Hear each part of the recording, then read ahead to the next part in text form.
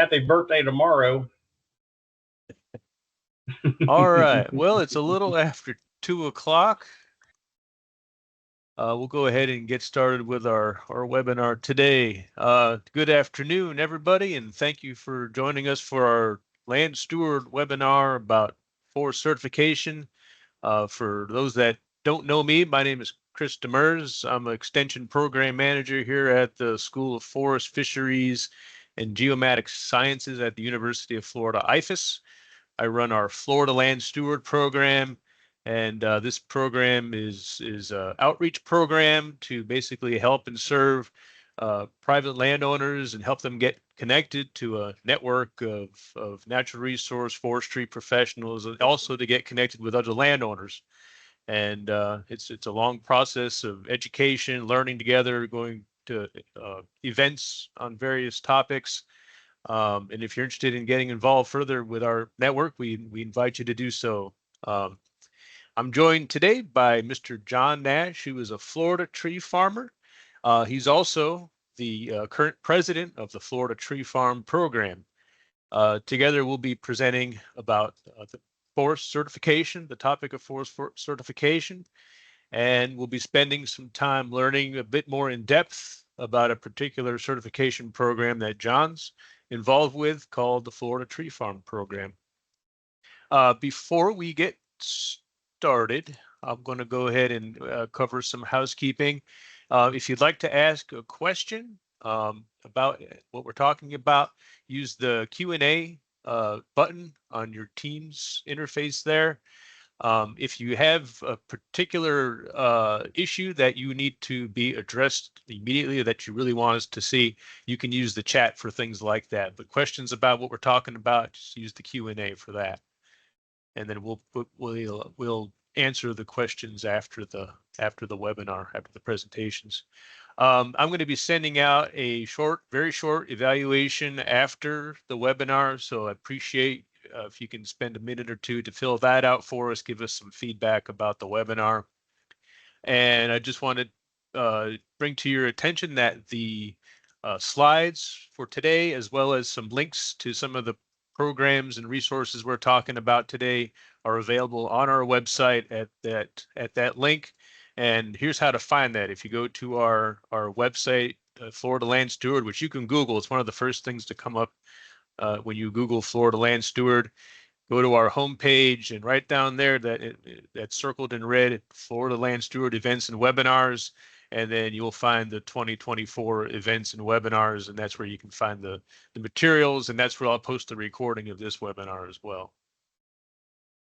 The resource used for some of the slides that I'm going to be presenting today have come from the State Group of State Foresters Certification Report. The latest update was in 2021. So that's the resource that some of the information that I'm presenting has come from. All right, here's what we're going to cover this afternoon. I'm going to be talking about forest certification broadly, about what it is, how did it arise, where did it come from, the types of forest certification systems, the major certification systems that are operating in the U.S., and then we'll talk about kind of the why get your forest certified. And John Nash will be talking kind of in depth about the why question, basically by his experience with forest certification and how certification connected him to a network that really helped him to achieve his vision. But he'll be talking about that after I cover these few slides. All right, so we'll start with this question: what exactly is forest certification? And it's basically a system to recognize and promote responsible forestry. And it's a process of verifying and labeling wood that's been grown on a sustainably managed forest. And most of the standards that are used to verify certification or verify sustainability are basically three-pronged. It's environmental, ecological, economic, and social.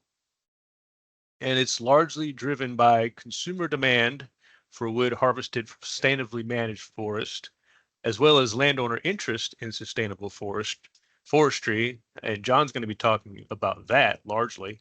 It's also driven by the companies that sell wood products need to make certified products available to consumers because that's demanded by consumers. This is especially true in Europe. Products that are shipped to Europe generally need to be verified that they've been produced in a sustainable way. So certification came about generally because of concerns by the public about forest management. There's been increasing scrutiny about forest management, and this has come about because of various issues. The big ones are global forestry issues, tropical deforestation. In the 90s, we had issues happening in the Pacific Northwest with old growth forests and spotted owls. You might remember some of those issues. And so these have impacted public perception about forestry, and it's valid. When people are driving around, they don't know about forestry. Before I got into forestry, I was concerned about these things too. I thought clear cuts were a bad thing. And then when you start learning about what clear cutting is and even age management and silvicultural systems, you start to learn, okay, well, maybe this isn't so bad. So certification is a way to communicate to the public that the forests that the wood is coming from is being sustainably managed. And that's the whole reason why forest certification programs have come about. The standards that are used for this third-party verification of sustainability came from several meetings, gatherings that happened in the early 1990s. Global forest stakeholders gathered at a couple big events. One was the Rio Earth Summit in 1992, which basically established the vision for sustainable development. That was for a lot of different types of issues, including forestry. And then the Montreal process was a working group that it basically established the principles and that became the standards, which are used to this day to verify sustainability, environmental sustainability, economic sustainability, social sustainability of forest practice. And so the programs that I'm talking about today, this is where those standards came from these working groups. FSC is a Forest Certification Council, and SFI is the Sustainable Forestry Initiative, and I'll be talking about those. So there's basically two types of certification system. The first is forest management certification, and this is basically forest management being evaluated against those sustainability standards. It can be standard or group. Standard certification is where a landowner or individual organization is certified individually and then subject to periodic audits. Group certification is when a group of landowners or organizations are certified collectively as one group or under one certificate holder. And then there's a sample of those groups or properties that are audited annually. And this can be lower cost for the certification program and of course lower costs and involvement in the certification auditing for the individual landowner. Forest product certification, which is basically the wood gets a label that certifies that it's been tracked from a certified forest to the finished product. And this involves everything from the woods right to the retailer. So it involves loggers, mills, manufacturers, retailers, and then the finished product has the label identifying the certification system. The three labels that you'll see on most forest products now that are out in the market are the FSC, which is Forest Stewardship Council, SFI, Sustainable Forestry Initiative, and you'll also see PEFC, which is a global certification body, endorsement of forest certification. And they approve many of the standards that are out there being used. So those are the labels that you'll see on certified wood products, paper products, and so forth. And I'll be talking about those. Fiber sourcing, certification for manufacturers that source directly from sources. These set requirements for how logs are sourced, how they're procured. This really has to do with global issues where land tenure is not secure and you have certain other political and other types of variables where you want to make sure that wood's coming from a place where there's a solid uh, ownership and that human rights are being followed and things like that. And then finally, controlled wood is defines the minimum standards for the amount of certified material that's mixed in with with a product. So in other words, you might have a magazine or a box of tissues or something, and you'll have a label on the back that says certified, and it'll give a certain percentage of the amount of certified material that's in that product, because it's wood paper products um, come from so many so much material, raw material, that it's almost impossible to have 100% certified material in a paper product. So they certify a certain amount that can be mixed in. So that's where that controlled wood standard comes from. All right, the major certification systems that are in play today are Forest Stewardship Council, Sustainable Forestry Initiative, and then we'll be talking about that third one more in depth today, the American Tree Farm System. EEFC, I'm not talking about, as that's a global certification verifying body. Forest Stewardship Council was the first certification program that came about in 1993, really to address tropical forestry issues, and then expanded to include temperate and boreal forests in the U.S.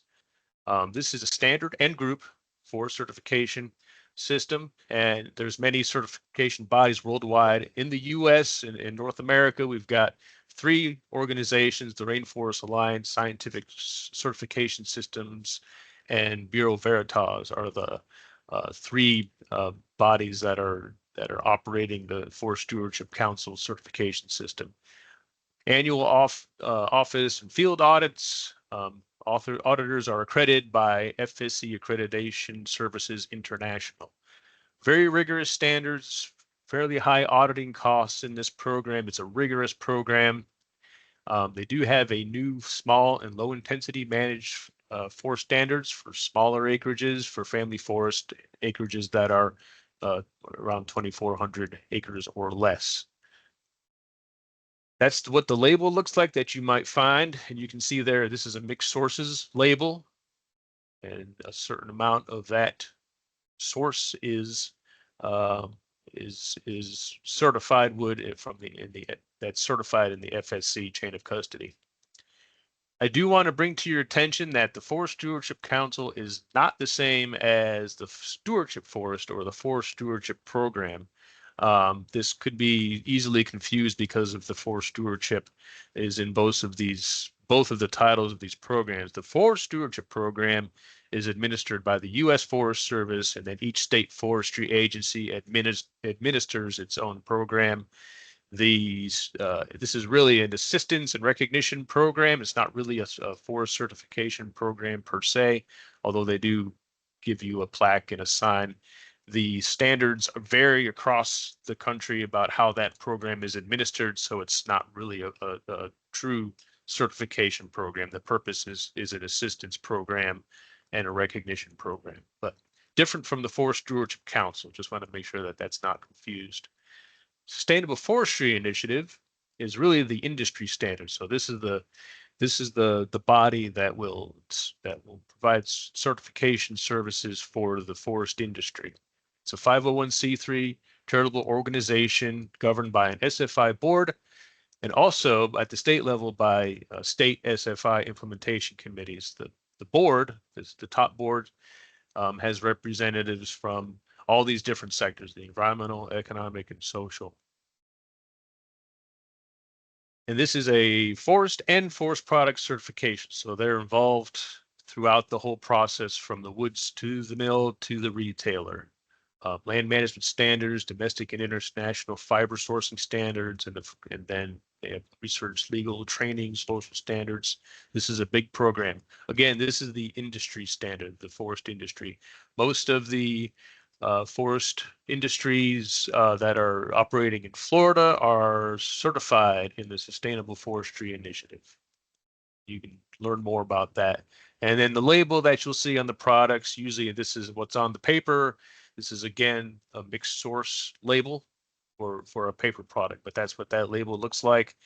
And when you see that label, as I'll be talking about, chances are some of that wood comes from the third one that we're talking about here, the American Tree Farm System. Tree farming really started as a recognition and a promotion program for forestry to introduce to the public the capabilities of sustainable forestry. And this is a group of folks from in the 1940s. This was one of the first tree farms that was certified by Weyerhaeuser in Washington State back in 1941. Tree Farm now is a true certification program administered under the American Forest Foundation. That's the parent organization that administers the tree farm at the national level. And then state tree farm programs administer the programs at the state level. So in Florida, we have the Florida Tree Farm Program, which John Nash is now the president of. It's a group certification primarily, and there's regional, state, and independently managed groups. Florida is a regional certificate system group.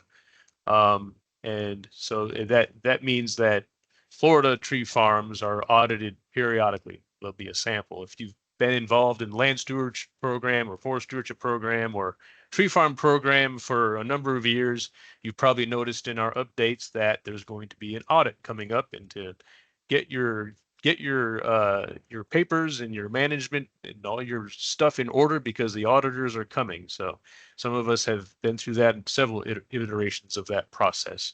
So that's our regional group certification in the tree farm program. To be eligible, need to have 10 acres or more. It's for non-industrial private landowners. No publicly traded companies can participate. And basically, you just need to be committed to sustainable forest management and have a written management plan. That's the first standard, a written management plan, and this can be either a plan that's written like in a hard copy form, or you can be certified with the landscape management plan that's out there and available. I'm not going to go into that during this presentation, but we can certainly talk about that later. Compliance with laws and best management practices, of course. Reforestation, planting after you've cut, and afforestation, planting trees where they haven't been before, such as on old pastures and old fields.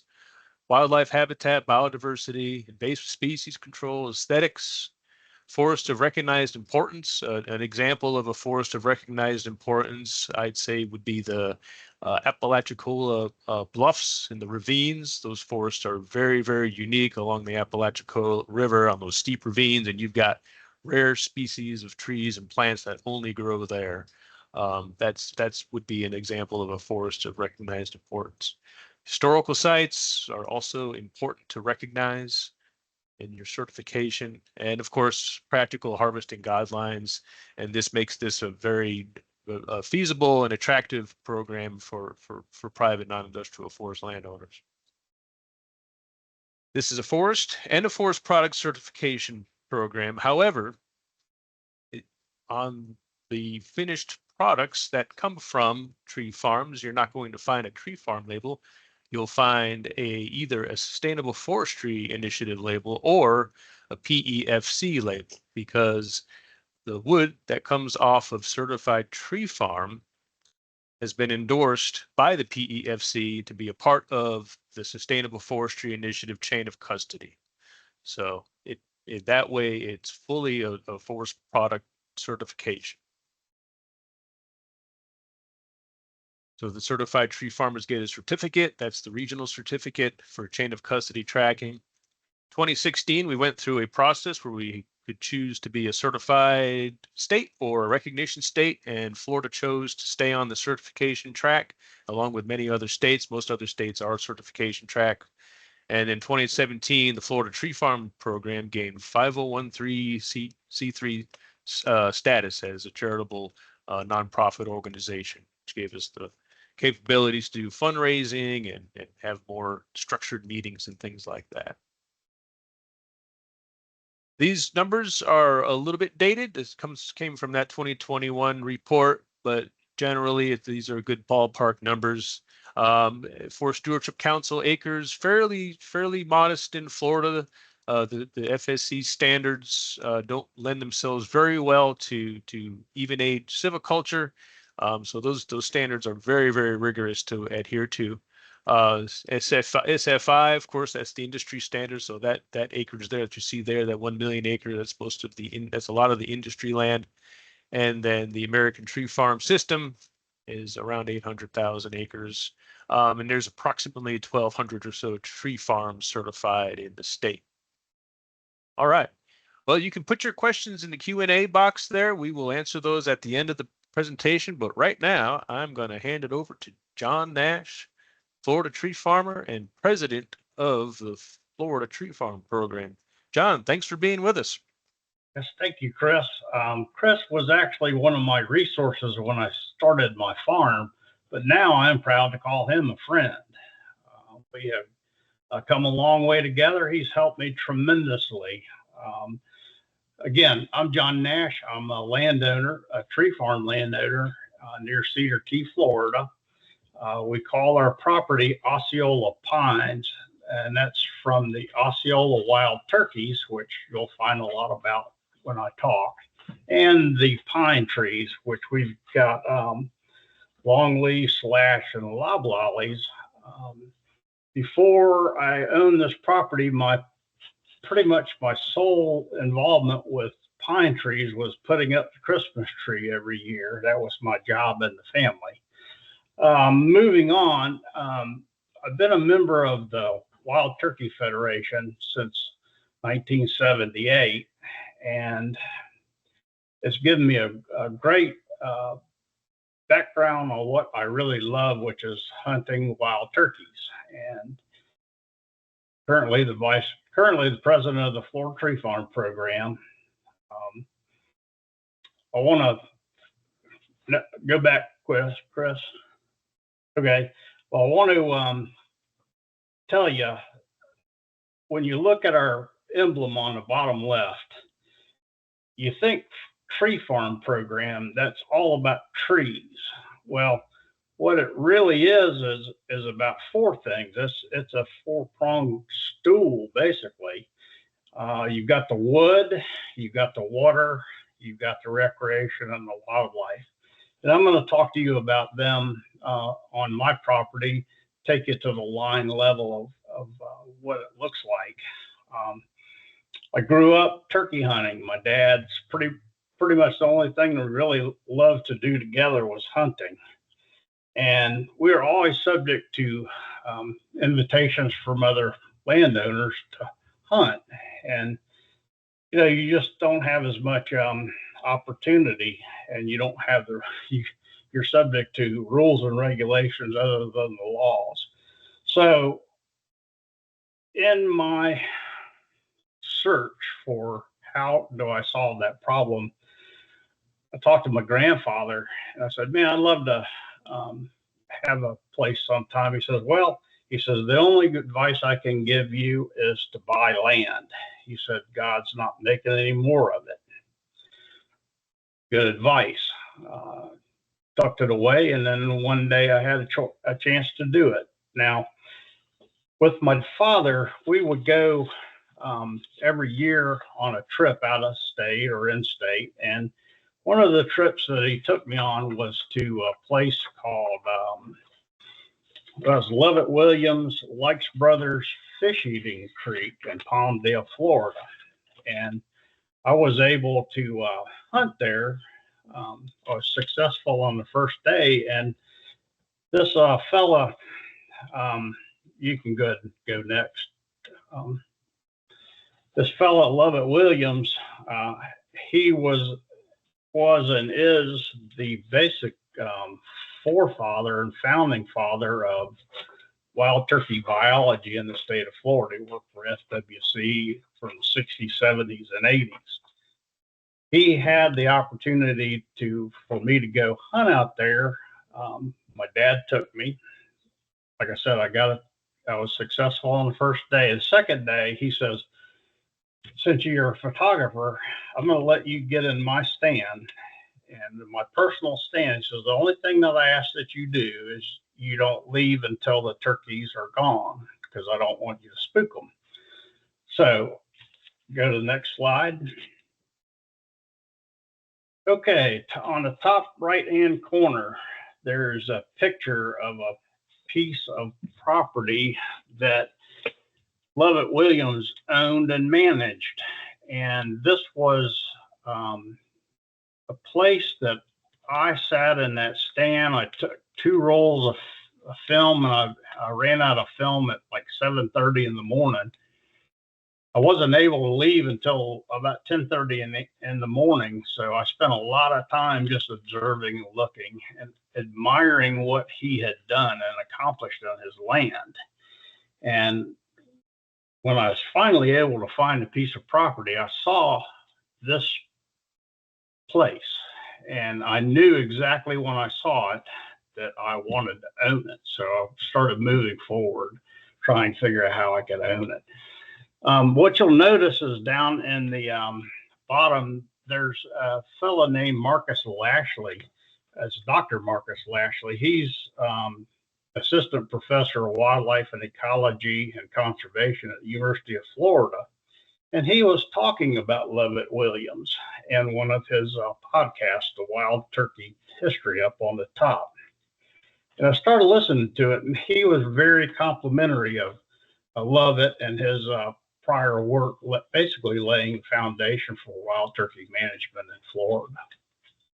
And that's one of his books he was referring to. And actually, when I did acquire my property, I spent a lot of time looking at a book called How to Manage Land in Florida for Wild Turkeys. And I sat in this stand and I saw these turkeys for 3, 4, 5 hours strutting and going crazy. But I couldn't take just one of the pictures, so I had a fellow named Thomas Brooks paint a painting for me, and that's the painting that you just saw. And it is exactly what Lovett Williams was talking about, and this guy Marcus Lashley is confirming that that's what you need to be doing. They're linear openings. We're going to talk a little bit about that later, but I will tell you one thing about Lovett Williams. When you were at his camp, he would serve you wild things for lunch, and it's the first and last time I ate armadillo. Okay. Marcus Lashley also does a podcast called Wild Turkey Science. And one of his podcasts this year was podcast number 80, and it was called Managing Pine Rotations for Turkeys. So he is very in tune to the relationship between turkeys, wildlife, and the timber management.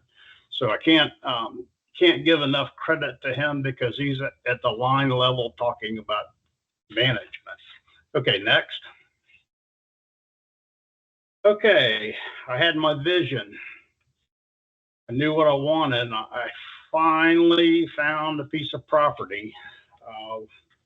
One of my friends had come up to Cedar Key area, came back and says, "Hey, we bought some land up there. I'd like for you to come up and take a look." When I saw it, I saw exactly what I liked. I saw what I saw in that and had that painting done. So move forward with it. I finally have my land that I can hunt my own wild turkeys. Half of the property that I bought was in a hydric hammock, which is, according to my grandfather, a swamp in Florida. And I had to correct him and say it's actually a cypress swamp, Papa. And that's what I wanted to buy because I know that turkeys like to roost over water and they like to roost in big pine trees. So finally, I had the opportunity to buy it. And this is what I bought other than the land that was in the hydric hammock. This is what I bought. Next. Ooh. Well, before I bought it, I had to get my wife's permission to move forward. And I took her to show her this, and this is a spot that I'll talk about later. But this is what I bought, or this is what I wanted to buy. And she says, "Are you out of your mind? It's clear cut, 125, 150 acres of clear cut. What am I going to do now?" And I said, "You have to have a vision." She says, "You're crazy." And I said, "Well, let me just say, the first vision I see us accomplishing is we're going to build a barn, we're going to build a pasture, and we're going to put some horses in the pasture and the barn." She said, "I can see that vision. Let's go." So here we are. My kids called this the elephant's graveyard from Lion King. So this is where we started. So next. Okay, what I needed to do was I needed to find a way to fix what I saw. I had absolutely zero experience in agricultural timber, and I knew that I needed some help, but I wanted to buy the property regardless. I knew that I needed help, so I asked the seller, said, "Can you recommend anybody to help me?" And he says, "Yes, I have this buddy named Jimmy Beeling. He's a silvicultural contractor, and he can kind of help take it from here, what you need to do." So I contacted Jimmy and his wife, Kathy. They came over and they started helping me trying to figure out what to do with this property. And basically, he took me from zero to being the tree farmer of the year in 2017, the president of the Florida Tree Farm Program in basically 20 years. And the first thing that Jimmy told me I needed to do was I needed to get a management plan completed. And he said, "The second thing you need to do is join the Florida Forestry Association." So immediately I did both of those. And once I started working on it, I found out that I wasn't alone in this process, in this program. There was all of these agencies that I didn't even know existed hardly that could help me develop what my vision could be. And basically, each one of these organizations I now have friends in. They were resources in the beginning, but now they're friends, and some of them are very good friends of mine. And let's see. First thing I needed to do was get the management plan done. That's the next slide. Okay. This is how you figure out what you're going to do with the property. And Jimmy Beeling, Florida Forest Service, and the Florida Fish and Wildlife Commission basically drafted a plan for me to move forward. And basically, they take the whole property and divide it into stands, and each stand has its own tactics.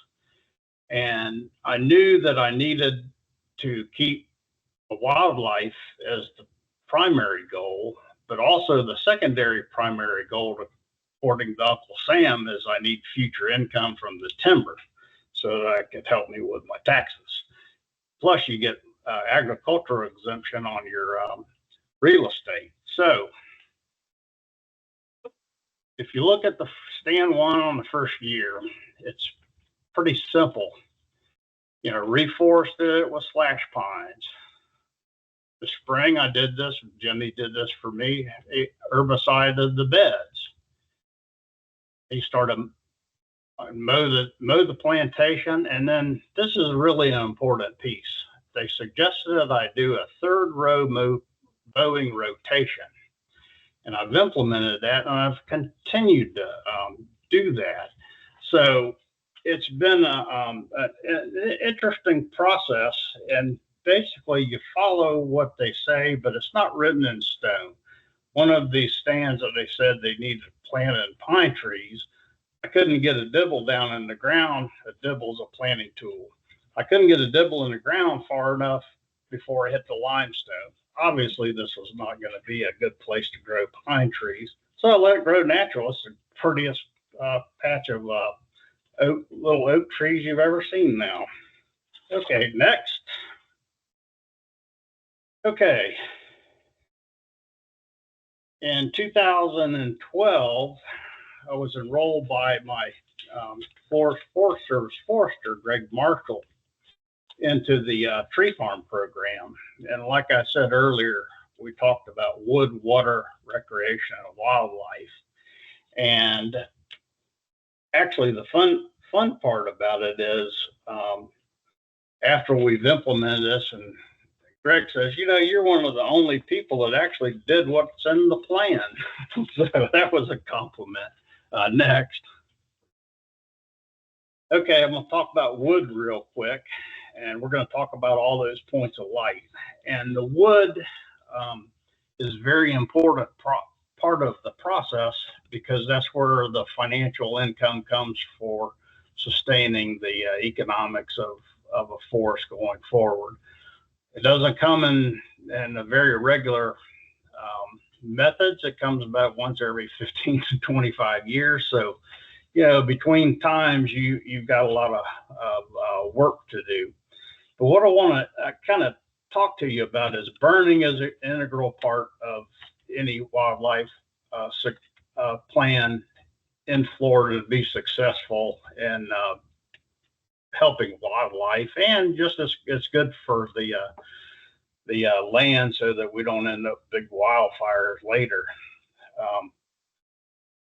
Rotational mowing, the one on the bottom right, that's what I've been doing. This is a visual overview of what my management plan says to do.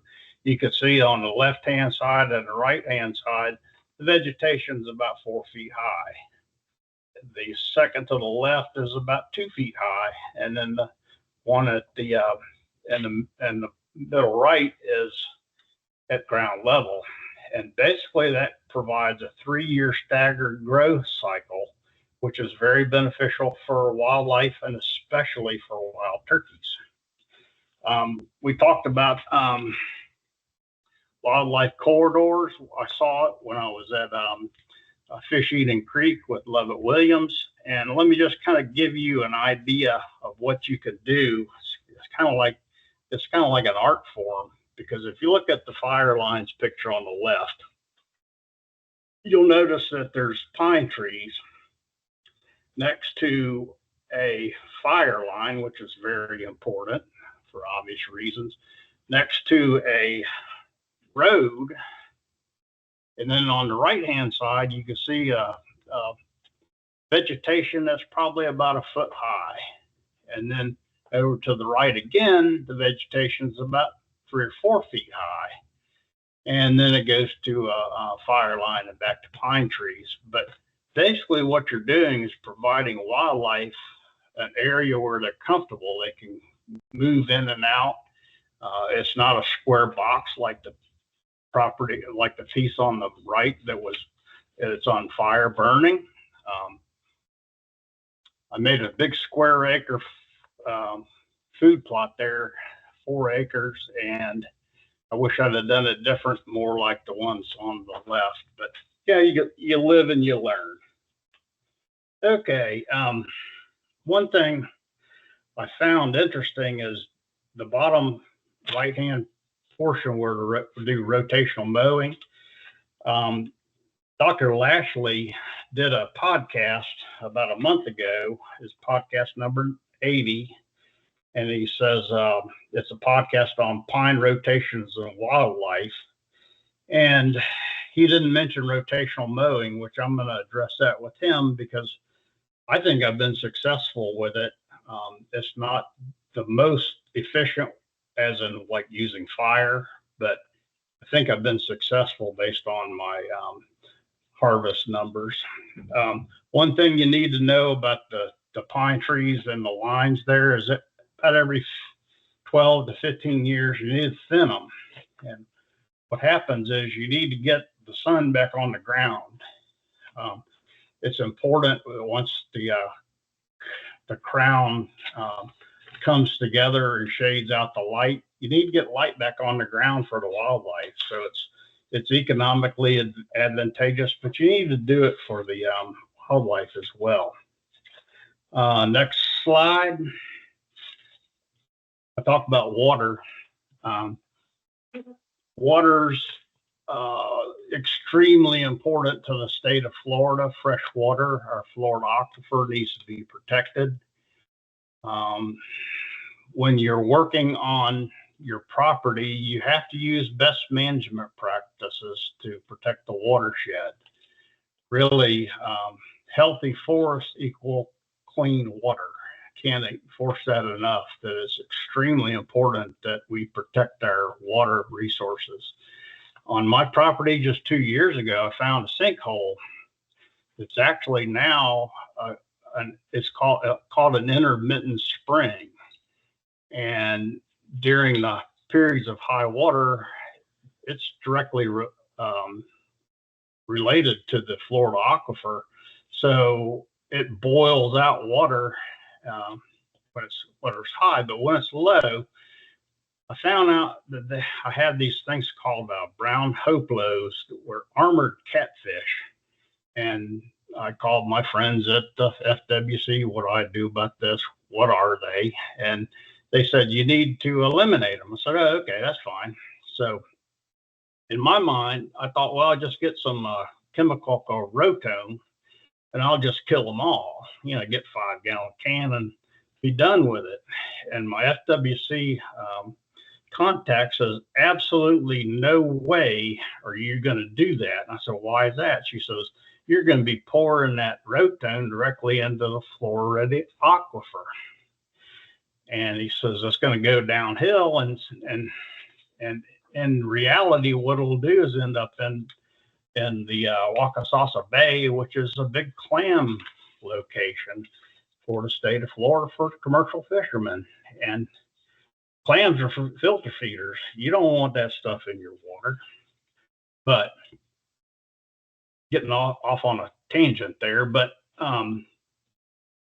Florida agriculture and forestry and mining, the numbers are tremendous for forestry. We're about 25 billion in economic impact to the state of Florida, and tourism's about 100 billion. So we're right up there in economic value for the state of Florida. So next. Okay, recreation. This is the fun part.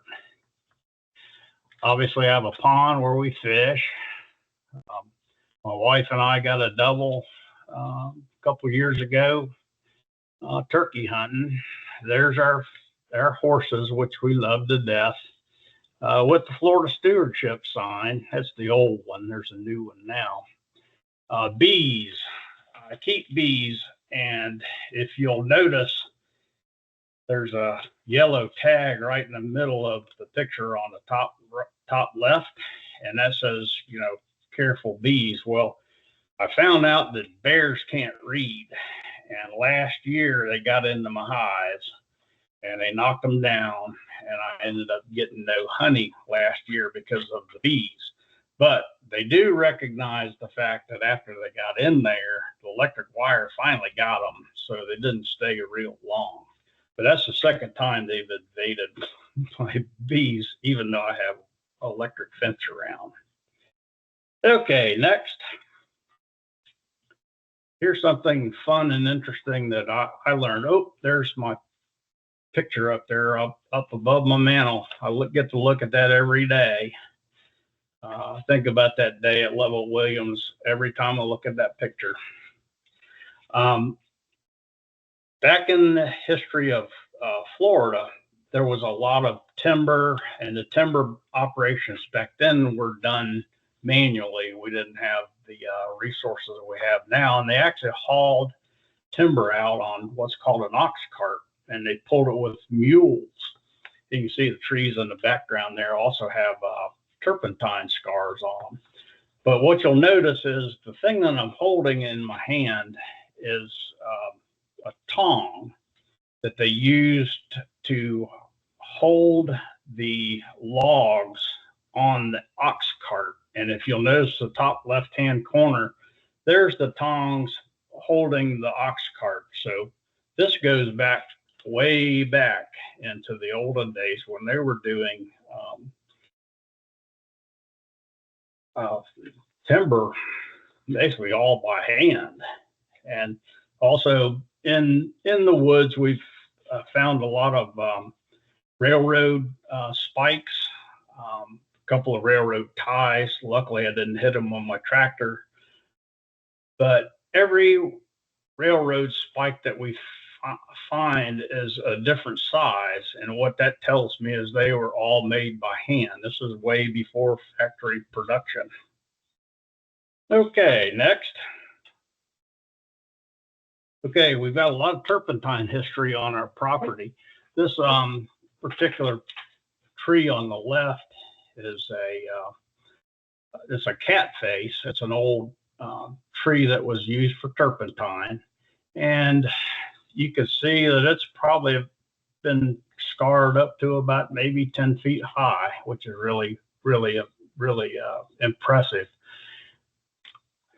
Generally, what we find in the woods in the middle is a cat face, which is a tree stump, pine tree stump, and it's got a hurdy pot in it. And I didn't think much about there was a lot of hurdy pots, but what I found out from Brandon Ackerman, who's the Florida Department of State Bureau of Archaeology, he was doing a conservation easement inspection on our property, and he started seeing all these artifacts, and he said, wow, this is really more than I ever see.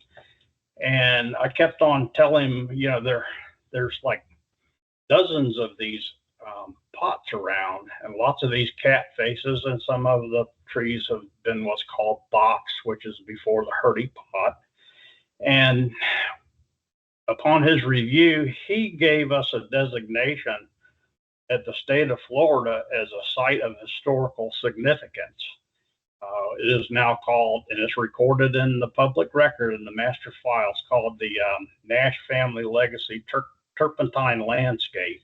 And we're real proud to have that. We're trying to preserve that in perpetuity.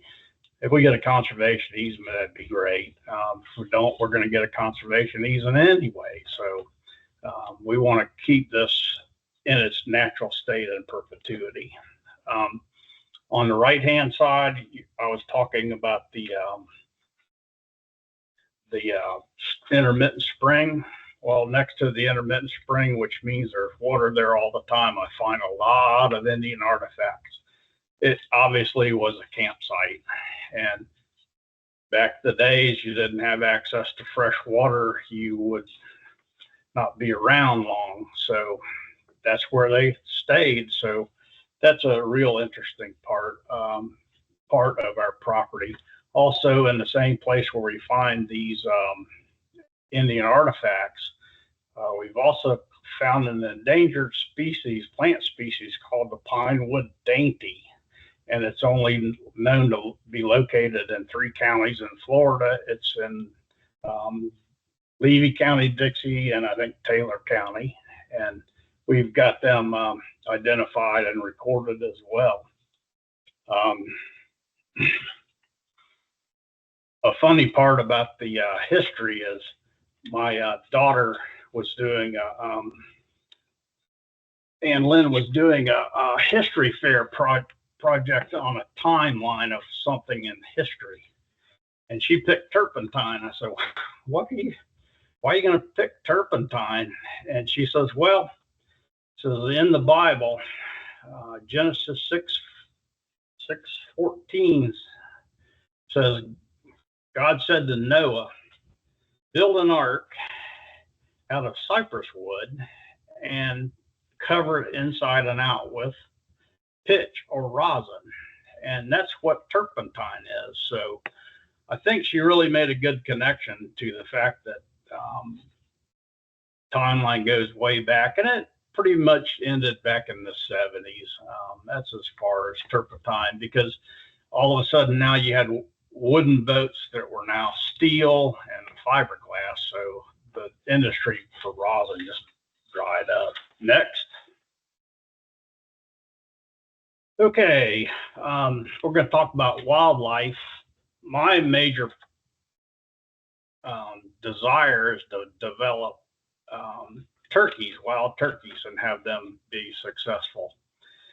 The bottom left I took with a 35 millimeter critter cam picture. I had to do 36 pictures at a time, so I was proud of that one. First time I ever found a turkey nest was about 3 years ago. 50 years I've been in the woods, I've never seen one. Finally saw one. The turkeys up on the right, there's the hens right in the middle, and those are 8 poults that you can see around. And I have a picture of the same group 60 days prior to that, or just little baby chicks on the ground. So she's a real good mother because she's had 100% success of raising them to this age, which basically they're pretty much almost on their own. We have lots of gopher turtles. They're all over our place. They're nesting and breeding. And one day I drove into my camp, and there's a little gopher turtle tortoise, I might say, right on the ground, right next to my camp. And I got bears. This one actually a week ago got into one of my feeders and broke it down. But this is a big bear. My feeder's at 9.3 inches high, and now it's at 10 feet. I had to raise it so he wouldn't get back in, but he keeps on getting my feeders. We have wild hogs, deer, bats, bluebirds, wood ducks, hummingbirds, quails, bees, and I don't have a picture of a deer on here, but I will at the end. And this deer that I'll show you later was a deer that my daughter Virginia had been hunting all season. She was not successful. We'd see it on the critter cams, and she said, okay, Dad, I'm going to go there to this one spot tomorrow morning, which is the last day of the season. So I wake up, I said, did you go? She said, no, it's 21 degrees. I'm not going out there and freezing my butt off. I said, well, that's wise. So we went and got the critter cam pictures, and I'll show you the picture at the end. Next. Okay, we're going to talk about some of the awards that we've won. We've done a forced stewardship tour. That was with Chris Demers back in 2013. We enjoyed doing that, and it led to further things. And finally, in 2017, my family was named as the Outstanding Tree Farmers of the Year. Also at the same time, Jimmy Beeling and his wife Kathy were named the Silviculture Contractors of the Year. I actually nominated them, and I think they nominated us. So we've been kind of following interesting parallel paths. An interesting point is Jimmy Beeling today is the president of the Florida Forestry Association, and I'm the president of the Florida Tree Farm Program. So it's kind of interesting how we've been following our paths. Next. Why get certified? This is the interesting part that you need to follow up on, and it's easy to enroll. If you have a management plan that's current and you want to be enrolled, you need to talk to your county forester and there's no fees to join. And really, the thing you need to stay up on top of is the management plan. But what this allows you to do is have access to all of these resources that we talked about earlier. But you can have these resources at your fingertips now, because a lot of these folks through the years will not only be your resources, they'll be your friends. One of the next important benefits is the income tax benefit and the property tax benefit. We talked about the agricultural exemption for real estate. It's important if you decide to claim yourself as an active or a passive participant in your farm. You need to document the fact if you're going to be active, which gives you preferential tax treatment, you need to demonstrate the fact that you are active. And one of the things that you can do is, hey, look, I'm involved with Florida Forestry, I'm involved with Florida Tree Farm, Florida Land Steward, my stewardship force. It shows that you're actively seeking assistance and doing what's needed to be a tree farmer. There's also workshops, tours, webinars like we're doing now, and other educational opportunities. And I'll give you a one that I just signed up for. Is at University of Florida is the Forest Landowner Academy, and it's a 7-course module that gives you a real deep dive into multiple facets. There's about, I think, 8 or 10 speakers that are in the process in the webinar. And at the end, you'll have a certification. But I'm going to tell you, even if you think you know what you're doing, you're going to learn a lot that you didn't know by joining these type of educational events. I do tree farm tours as for nominees for Tree Farmer of the Year, and every single one of them I go to, I learn something new and exciting. I mean, it's really great. You'll have a lot of other landowners you'll be connected to, the natural resources professionals. There's also the ability to have your name on Chris's weekly land steward report. There's also magazines. You'll get a quarterly magazine from the Florida Land Steward program. If you join the American Forest Foundation, there'll be a quarterly publication there too. And then one of the most important parts of being involved is you have active representation at the legislative level for local, state, and national issues. And they could change the tax code tomorrow and you're out of luck. So we need people working for us at the legislative level. So we're working with Florida Forestry Association and us, making sure that things are going in the right direction. Here's the address for the tree farm program in Florida. Next. Okay, here's where we started. And Jimmy Beelig told me that I need to cut all those oak trees down and start over. I told him he's crazy, and I was going to do it my way. Well, after 20 years, he was right and I was wrong. Those trees that are standing like this one here didn't do well. They just all died anyway. So I would have been better off planting them. Okay, this is what we started with. Where are we now? Next. Okay, this is the same exact spot that I'm standing in the prior picture. That's where I started, and that's where we are today. I'm going to give you a real quick example. It's about 10 acres, which would be the minimum you need to be involved with the tree farm program. That's the minimum. I'm going to cover wood, water, wildlife, and recreation. Obviously, it just rained. We got a rainbow. I've got a pond in the background that waters my horses, alpacas, and the wildlife. A lot of wildlife will come to the pond to get water. Recreation. My horses and alpacas are smart because it just rained. They're in the barn right now, but that's where they that's where they should be. Let's see, wood. You can see the timber in the background. I just thinned those last year.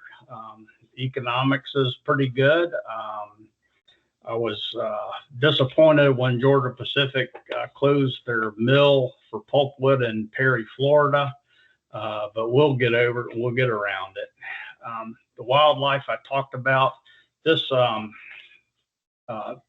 of that's the new top of the fence. A bear got in there and knocked it down, getting over into the they want to get in the horse feeds where they wanted to go.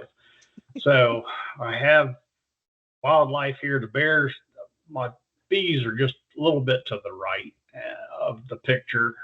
So I'm dealing with bears around the house fairly regular. And I now have that electrified as a electrified fence. So basically, I'm going to say this is my vision realized. Next. All right, here we go. This is the deer my daughter was hunting. The end. That's a perfect way to end that season. That deer's still alive and out there making big, nice fawns. So with that, that closes my presentation. Thank you, Chris. All right. Thank you, John. That was really good. Really enjoyed that. Yeah, thank you. Did a great job sharing your stewardship story and sharing all the benefits and everything. Thanks to you and all the resource professionals, I've been able to find the way to make it work, and it's very successful with raising turkeys because of the wildlife corridors and the things I learned from the industry professionals on how to, and I also saw it with my own eyes. I mean, I saw Levitt Williams, what he did, and I said, I want that. I got to have it, and I finally do. Nice. Well, landowners like you that do what you're supposed to do, that's in your plan, that they make it all worthwhile, right? Yeah. It worked out very, very well. Okay, well, if there are any questions or points of discussion that anybody would like to make, the Q&A box is open. If you've got any questions or anything, we'll stay here for a while we're to give you a chance to ask any questions. While we're waiting for those to come in, I'll go ahead and put in our closing slides here. I want to thank all of our partners and supporters for the Land Steward program, also the Tree Farm program. John mentioned, I think, just about all of these in his presentation. We work with all of these partners to do programs, Land Steward program. All of our outreach efforts are greatly supported by these organizations and agencies, either financially or in kind by their participation and expertise provided. Also want to encourage you to fill out the evaluation that I will be emailing you very shortly. I'll probably send out another one just to remind you tomorrow to fill that out. Very quick, short evaluation. If you've been to our events, similar questions is what I put in those evaluations about your interest in the program and how much useful information you might be getting from what we're covering. But let's see here. I'm going to check the Q&A box. I don't see anything in there quite yet.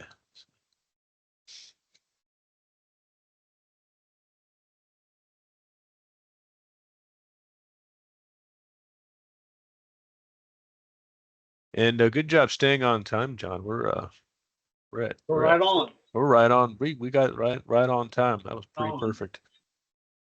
Yep. I could go on and on and on, though. You have a lot to share, man.